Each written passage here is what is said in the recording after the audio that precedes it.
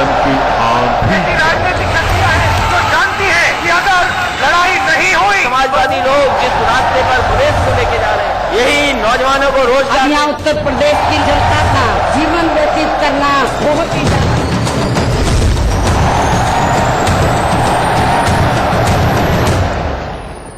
लहुरी काशी में हूं मैं। आप कहेंगे काशी तो सुना है, लेकिन लहुरी काशी कहां पर आ गया? तो आपको ये बता दूं, लहुरी काशी वो जगह है जहां गंगा का गोमती से मिलन होता है।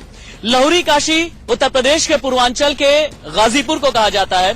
गाजीपुर यानी राही मासूम रजा की नगरी, गाजीपुर यानी अब्दुल हमीद की नगरी, जिन्होंने 1971 में पाकिस्तान को पटखनी दी थी। 1971 की लड़ाई में चारों खाने चित कर दिया था, 7 पैटर्न टैंक उड़ा दिए थे। राम उग्रह पांडे की नगरी है ये वो नगरी है जहां एशिया की सबसे बड़ी अफीम फैक्ट्री है। ये वो नगरी है जिसके बारे में कहा जाता है कि इसका एक अपना अलग तरीके का अल्हड़ सा मिजाज है। मेरे बाईं तरफ जो है जनता है और मेरे दाईं तरफ नेताजी हैं, जो कि कसौटी पर तौले जाएंगे, कसौटी पर आके जाएंगे। बाईं तरफ से मैं इंट्रोड्यूस करा देना चाहूंगा, बीजेपी के सुनील सिंह हमारे साथ हैं, स्वागत है आपका। समाजवादी पार्टी से रामधारी यादव प्रतिनिधित्व करेंगे एसपी का। बीएसपी से खुर्शीद अहमद साहब, पूर्व विधायक हैं आप बीएसपी। और कांग्रेस से शफीक अहमद साहब हमारे साथ में मौजूद हैं। एसपी से मेरा पहला सवाल होगा, चूंकि यहां पर इससे पहले की चर्चा में शुरू करूं, ये बताना बहुत जरूरी है कि यहां पर कुल मिलाजुलाकर के 7 विधानसभा सीटें हैं और कौमी एकता दल के समाजवादी पार्टी में विलय के बाद सारी सीटें एसपी की ही मान ली जाएं तो गलत नहीं होगा, लेकिन सारी सीटें आपके पास में है। बिजली सही नहीं है, सड़क, पानी, बिजली, शिक्षा की व्यवस्था नहीं, हॉस्पिटल बेहतर नहीं। आप उसके बावजूद भी अब किन वादों के साथ में जाएंगे, किन दावों के साथ में जाएंगे जनता के बीच कि मुझे वोट दो? मेरे साथी, जो आपने कहा कि बिजली की व्यवस्था ठीक नहीं है, सड़क की व्यवस्था ठीक नहीं है, हॉस्पिटल ठीक नहीं है, आप पहले देखें कि आज के दौर में जो नया हॉस्पिटल बनकर तैयार हो गया है, यह समाजवादी पार्टी की देन है। विजय मिश्रा जी के प्रयास से बना था। बिजली की व्यवस्था जो पहले की सरकार थी, सुश्री मायावती जी की सरकार थी, उस समय की बिजली को देख लें और आज हम 18 घंटा 22 घंटा बिजली दे रहे हैं, ट्रांसफार्मर तत्काल बदलवा रहे हैं, नए पावर। 22 घंटा बिजली मिल रही है या नहीं, ये जनता बताएगी। आ रहा हूं, सर सुन लीजिए, 22 घंटा बिजली नहीं आती है, ये जनता कह रही है, आपकी अपनी ही जनता कह रही है। बीजेपी का प्रतिनिधित्व कर रहे हैं सर। बीजेपी गाजीपुर से 3 केंद्रीय मंत्री हैं, रहने वाले मनोज सिन्हा रेल राज्य मंत्री, कलराज मिश्र देवरिया से आते हैं, देवरिया से सांसद है, रहने वाले गाजीपुर के। महेंद्र नाथ पांडे चंदौली से सांसद है, रहने वाले गाजीपुर के। उसके बावजूद भी गाजीपुर विकास के पैमाने पर इतना नीचे क्यों? ये चुनाव जो विधानसभा का चुनाव है और पिछले 10 वर्षों से सपा और बसपा यहाँ का शासन रहा है और विधानसभा चुनाव की दृष्टि से मुद्दों पर बात करनी चाहिए। मैं इससे कतई इंकार नहीं कर रहा हूँ। एक बात और आपकी जानकारी में रहना चाहिए कि आज के लोकसभा चुनाव के पूर्व यही और सपा और बसपा, यह दोनों पार्टियां कांग्रेस के संयुक्त प्रगतिशील गठबंधन की सरकार में सहयोगी रही हैं, इसलिए विकास उनका भी हिस्सा था। जितनी भी सरकारी कॉलेज हैं वहाँ पे एक भी टीचर नहीं है, अस्पताल में डॉक्टर नहीं है। सारे प्रतिनिधि ये बता दे कि लखनऊ में गाजीपुर थाना देखा है आपने?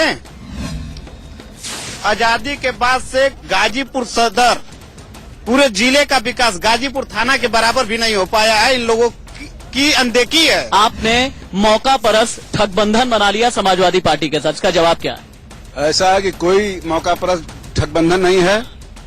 देश की एकता, अखंडता और सांप्रदायिक सौहार्द बनाने के लिए हम लोगों ने ये समझौता किया है। आज देश की हालत बहुत खराब है। आपने भी सर राज किया है, सपा के तौर पर भी और बीएसपी ने भी राज किया है, उसके बावजूद भी इसका जवाब दीजिए।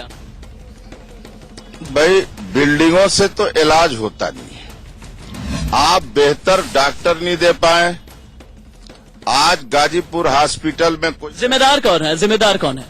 जिम्मेदार जो मौजूदा दौर में जिसके हाथों में हुकूमत होती है, जिम्मेदार वही होता है। यहाँ पर पूरे हिंदुस्तान में प्रसिद्ध गहमर गांव है। गहमर वो गांव है जहां से हर एक घर में आप चले जाइए, कम से कम एक सैनिक आपको जरूर मिलेगा। सैनिकों को लेकर के आप लोगों ने क्या किया, ये भी मैं पूछूंगा। बीजेपी के बाद मैं यकीनन आऊंगा, लेकिन उससे पहले सवाल। भाई, सिन्हा जी रेलवे मंत्री है, रेलवे में बहुत विकास कर दिया। रेलवे के अलावा 2-3 अपने काम बता दे, अलग से कौन सा कर दिया रेलवे? हम पूछना चाहते हैं सारे बैठे प्रतिनिधियों से कि गाजीपुर के गरीब जनता कब तक इलाज और शिक्षा के लिए यहाँ से बाहर जाएगी? पहला सवाल। दूसरा सवाल कि ये जो किस्सा कुर्सी का है, ये किस्सा कुर्सी के साथ साथ कुर्सी दौलत की होनी चाहिए। मैं उन सारे लोगों से ये पूछना चाहता हूँ जो चुनाव लड़ना चाहता है, एफिडेविट में अपनी संपत्ति घोषित करते हैं, चुनाव जीतने के बाद 5 साल के बाद वो संपत्ति 50 गुना कैसे हो जाती है? इसका जवाब मुझे सारे प्रतिनिधि दें। गाजीपुर के जो है प्रतिनिधित्व कर चुके एक विधायक जी है यहाँ पे, मेरा एक उनसे सवाल है कि दूसरे पे आरोप बहुत लगा रहे हैं, वो सिर्फ इतना बताएं कि वो विधायक जब यहाँ थे तो गाजीपुर सदर के लिए उनका कौन सा काम उन्होंने किया है? सैनिकों के लिए कांग्रेस ने क्या किया गाजीपुर के? गाजीपुर गहमर एक पूरा हब है और यहाँ का वीर अब्दुल हमीद पैदा हुआ जिसने पाकिस्तान का टैंक उड़ाया, और यही मोदी कह रहे थे कि हाँ सर कटा पाकिस्तान काटता है। उसने क्या किया? आप चक्कर पता है क्या है? आप पहुंच जाते हैं, इन्होंने क्या किया, आपने क्या किया, ये बताइए। आपने क्या किया ये बताइए आप। हाँ, 3 साल के लगभग भारतीय जनता पार्टी को सत्ता में आए हुए हुआ, एक इंडस्ट्री बता दे कोई। प्रधानमंत्री मोदी जी आए इस यहाँ पे, वो भी एक भी इंडस्ट्री यहाँ नहीं दिए। शिक्षा, स्वास्थ्य, सड़क, सुरक्षा, ये चारों मैटर आज उत्तर प्रदेश का मैटर हो या केंद्र सरकार का मैटर हो, क्या इन लोगों ने इस पे किया? मुस्लिम आबादी के लिए क्या किया नेताओं? कुछ भी नहीं किया इन्होंने, कुछ नहीं किया। 2% हमारी शिक्षा है, मुस्लिम आबादी की 2% शिक्षा है, और ये कहते हैं कि हम लड्डू बांटेंगे, ये बांटेंगे, हमारे शिक्षा की तरफ ये ध्यान नहीं देते हैं। बीमा योजना, प्रधानमंत्री फसल बीमा योजना में किसानों का जबरदस्ती पैसा काटा गया, आज तक कोई बता दे कि कितने किसानों का नुकसान हुआ है। बीजेपी नेता से एक सवाल ये आया था कि सैनिकों की भर्ती का सेंटर आपने उठा करके बनारस की तरफ भेज दिया, ऐसा क्यों? ऐसा कहीं कुछ नहीं है, ये बेबुनियाद आरोप है। और सैनिकों की भर्ती की जितनी अच्छी व्यवस्था वर्तमान सरकार ने की, आज के पहले एक दिन में सभी लड़के पहुंच जाते थे, वहां मारपीट होती थी, गिर जाते थे, फूट जाते थे। पहली बार सरकार ने ऑनलाइन रजिस्ट्रेशन कराया और सबको पता है कि किस नौजवान को किस दिन भर्ती के लिए लाइन लगाना है। शफीक भाई कांग्रेस के कह रहे हैं कि 70 साल से हम लोगों की सरकार है। 70 साल पहले गाजीपुर में इन्होंने अफीम की फैक्ट्री दी, 27 साल पहले इन्होंने एक शराब की फैक्ट्री दी, इनका विकास है। माननीय रामधारी यादव जी सपा के, उन लोगों का विकास यह है कि हिंदुस्तान का इकलौता जिला है जहां 10 चक्के का ट्रक सड़क पे पलट जाता है। किस किसान को पता है कि हमको ओलावृष्टि का पैसा मिला है कि नहीं मिला है? ओलावृष्टि का पैसा जिले में आज भी आया है, लेकिन पता नहीं किसने रखा है। ओलावृष्टि, प्रधानमंत्री फसल बीमा योजना, बहुत जल्दी। हाँ, जो कुछ सवालों के आप सभी जवाब दीजिएगा।